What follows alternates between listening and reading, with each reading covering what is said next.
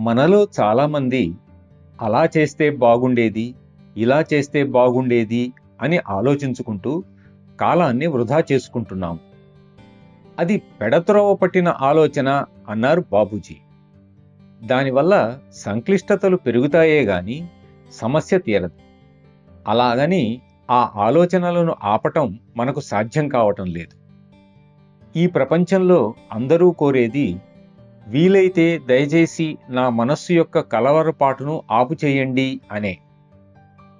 దీనికోసం చాలామంది మాదక ద్రవ్యాలు, మత్తు పానీయాలకు బానిసలవుతున్నారు. అందువల్ల మనస్సు మరింత బలహీనం అవుతున్నదే గాని సమస్య తీరటం లేదు.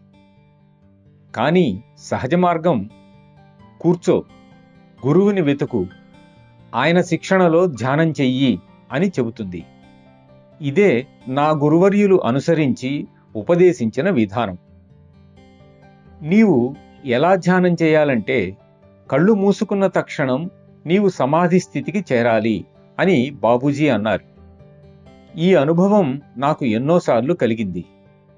మీ అందరకు ఆ అనుభవం కలగాలని కోరుకుంటున్నాను.